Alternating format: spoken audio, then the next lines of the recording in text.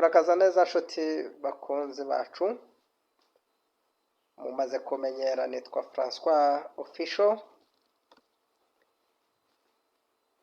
Turamenyeranye kuri iyi channel yacu duhuriraho rwose, kandi ndabashimiye, mbahaye ikaze, mukomeje kongera ku rukundo rwinshi guhera ku ntangiriro aho tugeze ni mwebwe.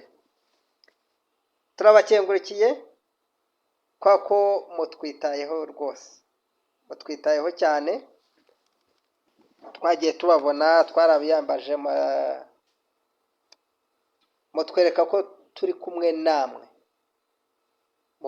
mutwereka ko mutubereye inshuti nziza, kugeza ku bantu hafi 180. Twarahereye kuri 0, ni ikintu cy'agaciro gakomeye cyane. Ndabashimiye rwose, Imana yo mu ijuru ibaha umugisha mwinshi, kandi rwose mumenye yuko natwe tubahoza ku mutima. Rero maze iminsi numva abantu guhera mu bwana tujya mu nsengero tukavuga ngo dusome ngo ijambo ngo riboneka mu gitabo runaka ngo mu isezerano rya kera, tukitiranya isezerano na gurupe y'ibitabo cyangwa se igice ibitabo byo muri Bibiliya biherereyemo. Bamwe ngo dusome mu isezerano rishya, abandi dusome mu isezerano rya kera. Mu by'ukuri uribaza ngo ese isezerano ni iki? Isezerano ni iki? Abantu benshi rero bagiye bakonfuzinga abantu, natwe turi abana twiga, ugasanga baratwigisha ngo ibitabo by'isezerano rya kera, ngo ibitabo by'isezerano rishya, tukabifata mu mutwe. Ibitabo 70 na 60 ahari na bingahe, 39 gushyira 27, 66. No mu yandi madini nka Katolika 72 niba atari na 3. Rero ubona ko hariho confusion. Nifuje rero kuba nabaganiriza ku kijyanye n'amasezerano, tugasobanukirwa isezerano icyo ari cyo, amasezerano yabayeho arangahe, hanyuma twarangiza tukamenya ngo ayo masezerano yahawe bande, ryari, byagenze gute. Noneho tukarangiza twibaza ngo se biracyari ngombwa ko abakristo twakomeza kwitondera isezerano rya kera tukarivanga n'irishya? Ngiki kiganiro cyacu cy'uyu munsi. Ariko mbere na mbere reka tubanze dusenga Imana kugira ngo ibane natwe muri iki kiganiro. Reka dusenge. Mana Data wa twese uri mu ijuru, izina ryawe niryubahwe, ubwami bwawe bube hagati muri twebwe. Iryo sengesho niryo Kristo Yesu yigishije abigishwa yo gusenga.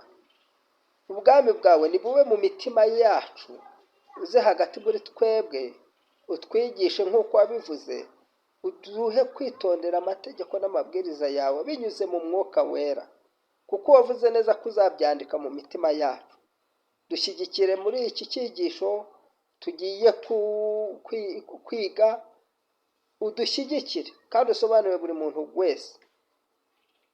Iyi cano turayisengeye kugira ngo umwuka w'Imana ayibeho, imbaraga z'ijuru ziyitaheho, hanyuma utubonye wese cyangwa utwumvise yishimira ibyo tuvuga, arushaho kutureba ndetse no kumva ibiganiro dushyiraho, kandi duhe inshuti nyinshi zitutse imihanda yose. Dukeneye inshuti zitutse amahanga yose kuri iyi cano, kandi turabigize ko uzabikora, ukadukura hasi ukagira aho utugeza.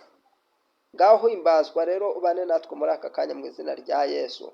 Kandi dushimiye umuntu wese uri gufata umwanya, nawe umuha umugisha rwose, umuha umugisha kandi umugisha utagabanyije. Uwufata akanya akareba iki kiganiro agakora subscribe, uwo nguwo umuha umugisha utagabanyije, kubwo kutwitaho natwe.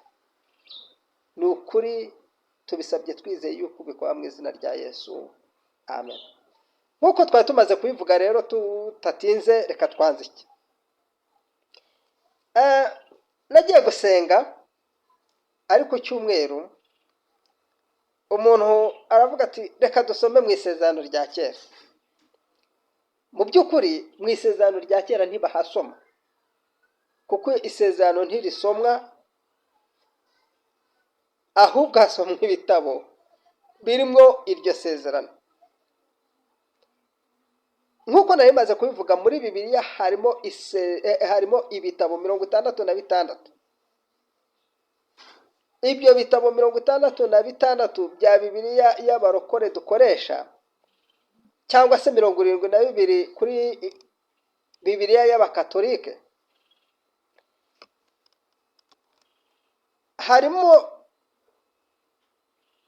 isezerano. Noho iryo sezerano irya kera n'irishyashya bisobanuriwe. Isezerano rya kera risobanuwe mu bitabo nyine bya kera, byari bishingiye kuri Judaism cyangwa se ku Bisiraheli.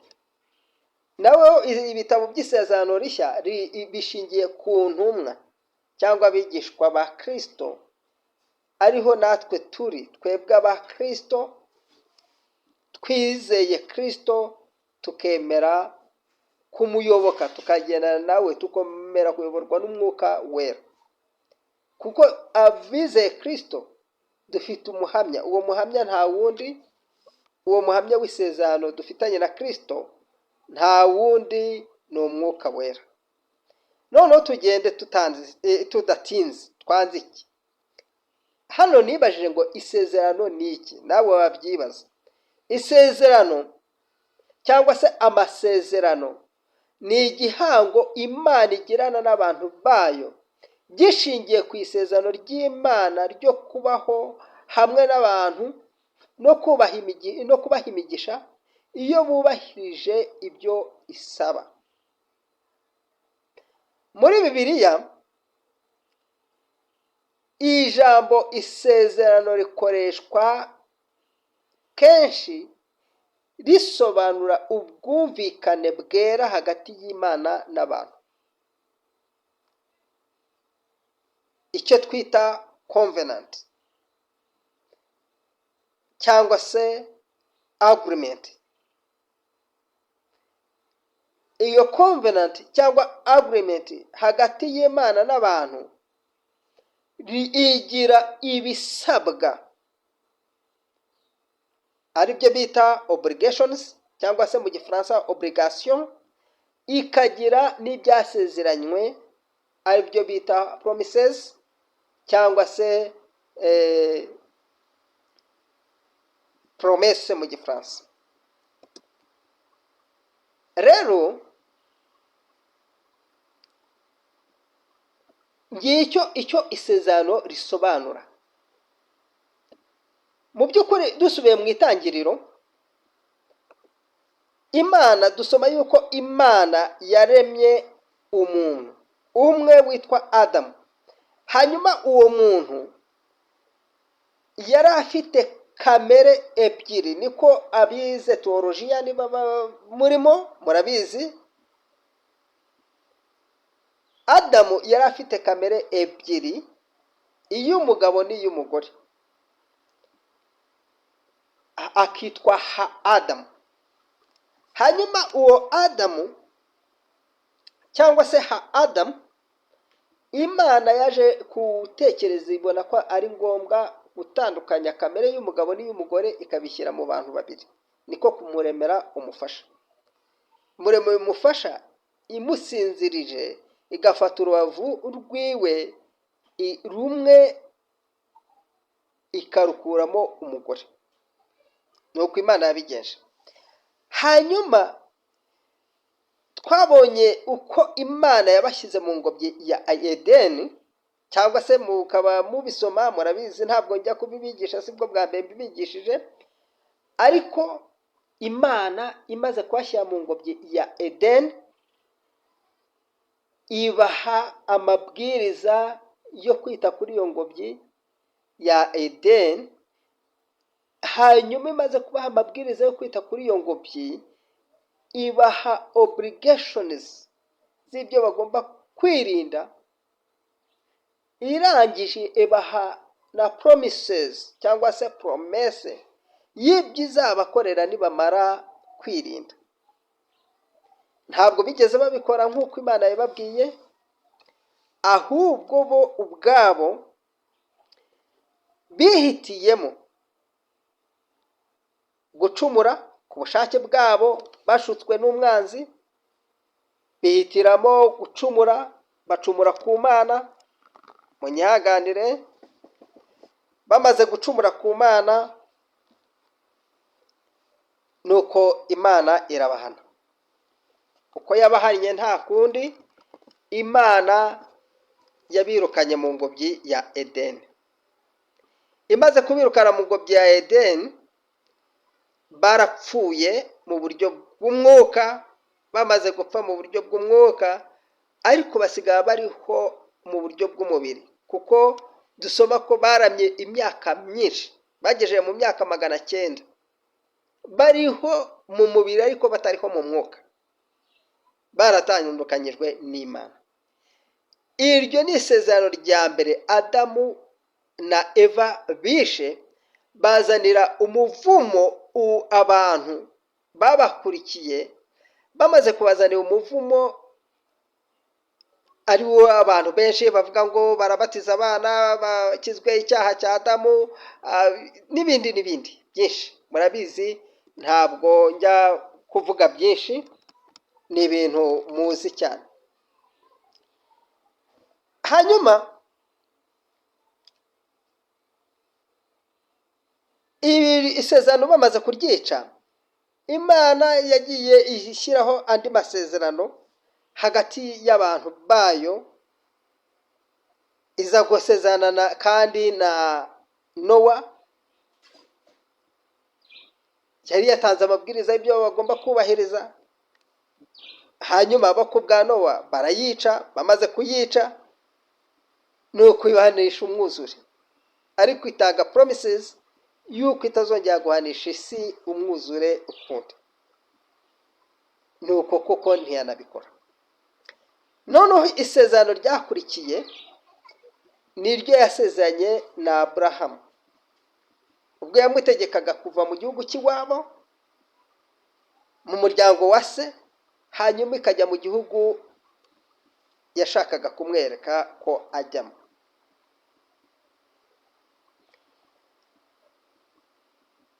Iryo ni isezerano yasezeranye nawe. Hanyuma Aburahamu yemeye kugenda, yego, Aburahamu yari Aburahamu mbere, yemeye kugenda. Imana igira ibyo umusezeranya, ni byinshi, ntabwo nongera kubisubiraho. Ibyo ngibyo byarakomeje bisohora ku mwana we, umwuzukuru we Yakobo, nawe bisohora ku bandi kuko we yari atakiriho. Ariko hagati aho ngaho byaje kuba ngombwa ko Imana ikura ubwo bwoko bwa Isirayeli mu Egiputa aho bari barahungiye.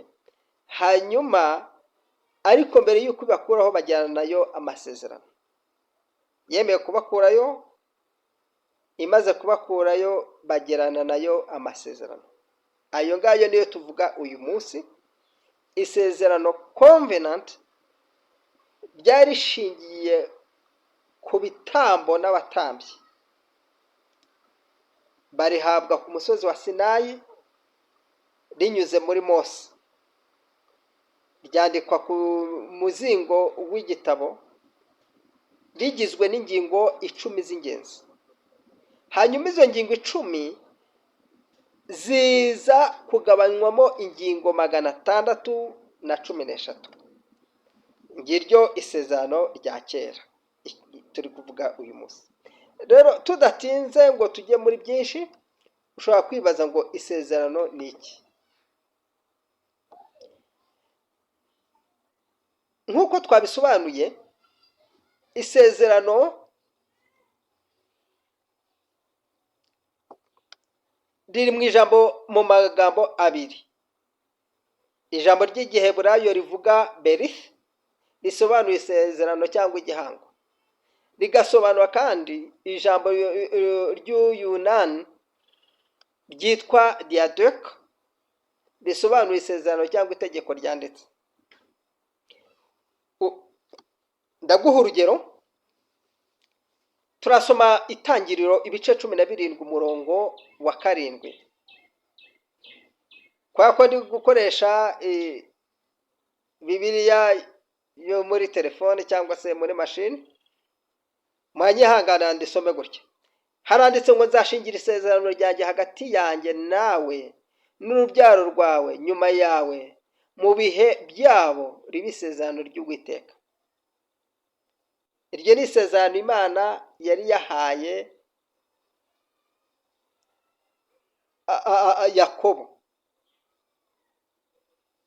cyangwa se yari yahaye Aburahamu, yuko Imana yari yasezeranyije Aburahamu kumuha isezerano riturutse ku bana biwe, akaba ari bo bagombaga kuribona. Muzi ko Aburahamu atabyaraga, yari afite umugore ukuze Sara, ariko Imana iza kubakoresha babyara umwana Isaka bari mu myaka y'ubukure 90, ariko Imana ibaha umugisha barabyara. Rero icyo ni cyo gisobanuro cy'isezerano. Kuki Imana yatanze amasezerano abiri? No kubera iki? Iri sezerano ryasezeranyijwe Abisiraheli,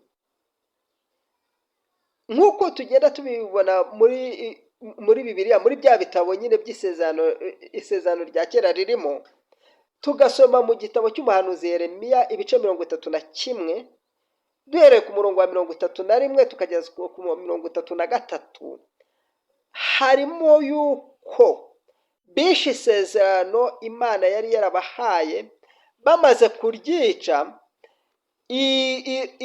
ibona yuko ritagikwiriye kubaho kuko ryari ryarataye agaciro ubwabo, baritesheje agaciro. Iravuga irababwira ngo nzasezerana namwe isezerano rishya, kandi iryo sezerano nzaryandika mu mitima yanyu, ntabwo rizongera kwandikwa mu bitabo, rizandikwa mu mitima yanyu, ribabera umwigisha. Umuntu wese aziyigisha atigishijwe na mugenzi we, kuko nzaba naryanditse mu mutima we. Mwagenda mukasoma Yeremiya ibice 31 umurongo wa 31 kugeza ku 33. Imana rero yatanze amasezerano abiri akomeye, isezerano rya kera n'isezerano rishya, mu rwego rwo kugenda isohoza umugambi wayo wo gukiza abantu uko igihe cyagendaga gishira. Ariko uko igihe cyashiraga mu gihe cya kera, niko abantu barushagaho gucumura ku Mana, bigatuma Imana irakara, ndetse bamwe ikabarimbura, ikabakuraho kubera kwica isezerano. Isezerano rya kera rero ryahawe ubwoko bw'Abisirayeli binyuze kuri Mose, twabivuze, ryari ririmo amategeko, imigenzo n'ibisabwa bikomeye. Harimo amategeko abujijwe ku kintu runaka, ku nyamaswa, ku bantu, ku bavandimwe, ku banyamahanga. Harimo imigenzo yagombaga kubahirizwa, harimo n'ibindi byinshi bikomeye byagombaga gusabwa bikubahirizwa, Imana ikabisaba bikubahirizwa. Byaranzwe no gutanga amaturo y'ibitambo, y'amatungo, aribyo bitaga ibitambo. Iyo niyo yari sinya, niyo yari gihamya y'iryo sezerano. Umuntu yaracumuraga agakora icyaha, kugira ngo ashobore kubona imbabazi ziturutse ku Uwiteka, nawe bikamusaba gutanga itungo, yaba ihene, yaba intama, yaba inuma, yaba intungura, ariko akabona igitambo ahereza Imana ho nk'impongano. Yibandaga ku kumvira amategeko yanditse ariyo twita Tora, yarashingiye nyine ko ari amategeko 10 twakwita itegeko nshinga.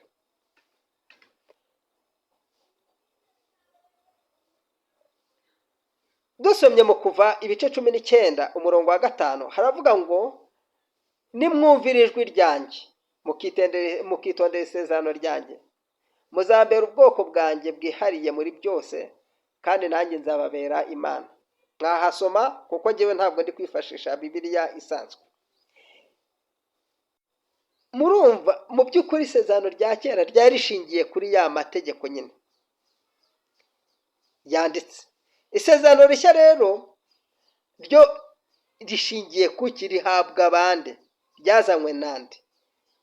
Nk'uko twabisomye muri Yeremiya, cyangwa twabivuze ko byanditse muri Yeremiya ibice 31, ibyo Yeremiya yeretswe agahanura byari bishingiye kuri Kristo, byasobanuraga Kristo yuko azaza cyangwa se yagombaga kuza, yamara kuza agasimbura isezerano rya kera, akarisimbuza amaraso ye y'igiciro cyinshi.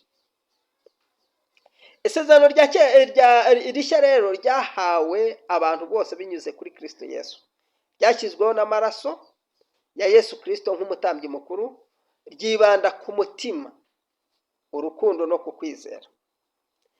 Dusomye mu gitabo cy'Abaheburayo cyangwa se urwandiko rw'Abaheburayo, abantu benshi bavuga ko cyaba cyaranditswe na Pawulo cyangwa se urwo rwandiko rwaranditswe na Pawulo. Haragira hati ibice 8 umurongo wa 10, iri ni ryo sezerano nzasezerana n'inzu ya Isirayeli nyuma y'iyo minsi, niko Uwiteka avuga, nzashyira amategeko yanjye ku mitima yabo. Wagenda ukasoma nawe wifashishije Bibiliya. Imana ntiyatanze amasezerano abiri kuko yibeshye, ahubwo nuko umugambi wayo w'agakiza wagendaga ugaragazwa buhoro buhoro kugeza usohoje muri Kristo Yesu. Kristo rero niwe neza isezerano cyangwa se amasezerano yose yasohoreyeho. Mu by'ukuri ntabwo hariho amasezerano abiri, kuko iyo haje isezerano rishya bivuze ko irya kera riba ryataye agaciro. Natwe turasezerana, abenshi tujye dusezerana n'abadamu, twasezeranye n'abadamu tubana, twazanye tugirana amasezerano n'abakoresha bacu, amasezerano y'akazi, tugira amasezerano y'uburyo butandukanye. Rero mu by'ukuri ntabwo isezerano umuntu arisezerana kabiri ku muntu umwe, cyangwa se ngo ufate abantu babiri musezerana amasezerano. No mu mategeko yacu y'igihugu murabizi yuko birabujijwe kugirana amasezerano abiri n'umuntu umwe, cyangwa se ukagirana isezerano rimwe n'abantu benshi. Niyo mpamvu rero Imana nayo yakuyeho isezerano rya kera kugira ngo ishyireho irishyashya, irihamisha amaraso y'umwana wayo w'intama w'Imana, ayo yaviriye igorogota ku musaraba. Ni ukuri tubyishimire yuko twabonye isezerano riruta ayandi, ari ryo riturutse mu maraso ya Kristo Yesu. Ese mbere y'isezerano rya kera nta yandi masezerano yari ariho? Twabivuze, hari ayandi masezerano atandukanye yagiye abaho, ayo yagiye yitwa amasezerano y'Imana, ariko ntabwo yiswe isezerano rya kera. Isezerano rya kera rero ni isezerano ryasezeranyijwe Abisirayeli. Twabivuze isezerano rya Nowa, isezerano rya Adamu na Eva n'Imana, ndetse n'isezerano hagati y'Imana na Aburahamu. isezerano rya Nowa twayisanga mu gitabo cy'itangira ibice 9 umurongo wa 9 kugeza kwa 17. Imana yasezeranye kutazongera kurimbura isi n'umwuzure. Ikimenyetso cyaryo ni umukororombya. Hanyuma isezerano na Aburahamu twarisanga mu bice 12 by'itangiriro umurongo wa 1 kugera kwa 3, ibice 15 umurongo wa 18 ndetse n'ibice 17 umurongo wa 1 kugeza kwa 14. Imana yamusezeranyije kuzamugira ishyanga rikomeye no kumuha igihugu, ndetse ikimenyetso cyaryo cyari ugukebwa. Dusomye mu itangira ibice 12 umurongo wa 8 haravuga ngo nzaguha wowe n'urubyaro rwawe nyuma yawe igihugu ribe iryabo iteka ryose. Wahasoma neza wifashishije Bibiliya. Ayo masezerano yahawe bande? Twamaze kubivuga, amasezerano yagiye ahabwa abantu batandukanye mu bihe bitandukanye, rimwe rikavaho rigasimburwa n'irindi. Ntabwo amasezerano abiri yagiriyeho icyarimwe. Isezerano ryo ku bwa Nowa ryahawe isi yose nyuma y'umwuzure, twabisomye mu itangira ibice 9. Isezerano rya Aburahamu ryahawe n'urubyaro rwe, ariko icyo gihe yari atarabyara. Wabibona mu itangira ibice 12 ndetse n'ibice 15. Ryatanzwe gute? Imana yamutumiye mu kwizera, yagize kwizera, naryo ryari rishingiye ku kwizera. Isezerano rya Mose Imana yahaye Mose, ariryo bita isezerano rya kera ryahawe Abisirayeli ku musozi wa Sinayi, binyujijwe mu mategeko 10 ndetse n'ayandi arenga 600 Imana yahaye Abisirayeli kubahiriza.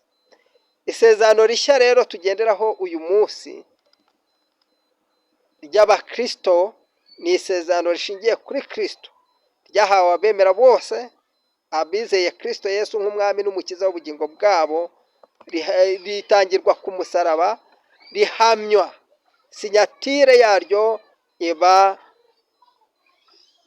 amaraso y'umwana w'intama w'Imana. Sibyo gusa, twakwibaza ngo ese ni ngombwa ko Abakristo b'iki gihe bubahiriza amasezerano yombi? Namaze kubivuga, nta muntu ugirana isezerano rimwe n'abantu babiri, ntabwo byashoboka. Ikindi ni ukuvuga ngo ugiye kujyana isezerano rimwe n'abantu babiri, wakunda umwe ukanga undi. Rero niyo mpamvu Abakristo batagomba kugengwa n'isezerano rya kera mu buryo bw'amategeko ya Mose, ahubwo bakwiye kugendwa n'isezerano rishya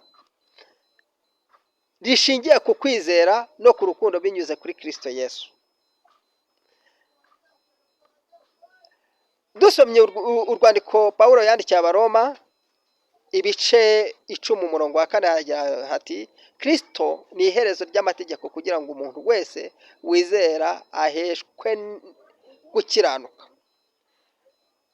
Abaroma ibice 7 umurongo wa 4 haragira hati nuko rero bene data ubwo mwapfuye ku mategeko kubw'umubiri wa Kristo kugira ngo mwibanire n'undi ari we wazutse. Uwo ninde? Uwo ni Kristo. Isezerano rya mbere ryari rifite inenge. Abaheburayo ibice 8 umurongo wa 7 ryari rifite inenge, ntihaba hagikenewe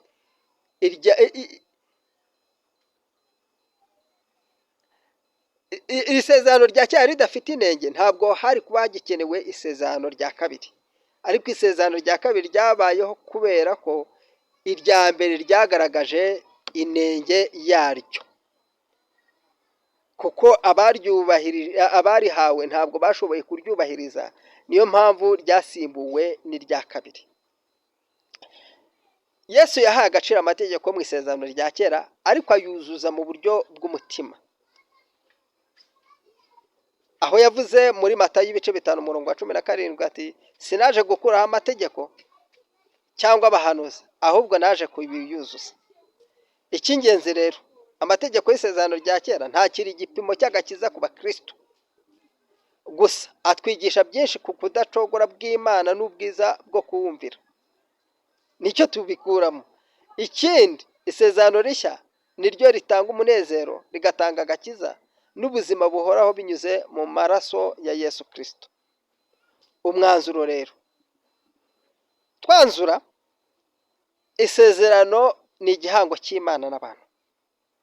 Imana yatanze amasezerano abiri akomeye, iry'ibanze rya Mose n'irirambye rya Kristo Yesu, ariryo abakristo b'iki gihe dukwiriye kugenderaho. Mbere y'isezerano rya kera hari ayandi, nk'isezerano rya Nowa n'irya Aburahamu n'ayandi. Rero abakristo dukwiriye kwita ku isezerano rishya ry'amaraso ya Kristo Yesu, kuko niyo yaducunguye.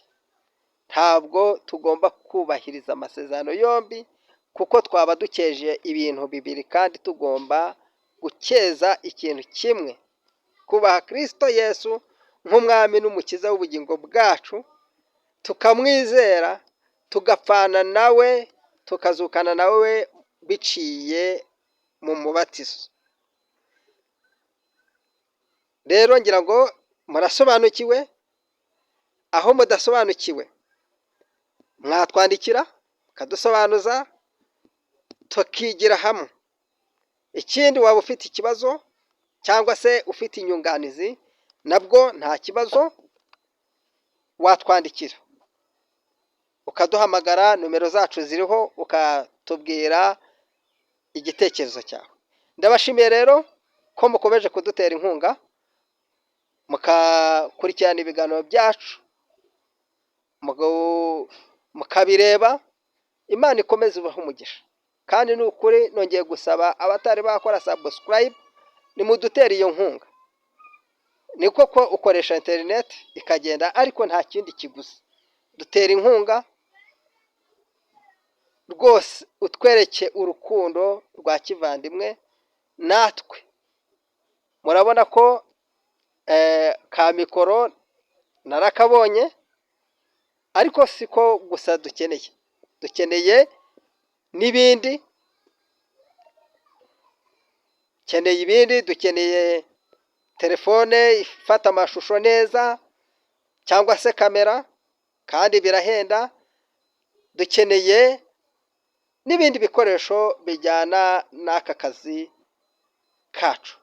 Dushyigikire ukora subscribe, ibiganiro byose ubirebe, ukore like, ukomentinge, ukore share. Uzaba uduteye inkunga ikomeye, kandi ni ukuri uri inshuti nziza cyane, inshuti yacu y'umumaro. Yesu nagushyigikire. Imana ikomeze kubana nawe mu izina rya Kristo Yesu. Amen.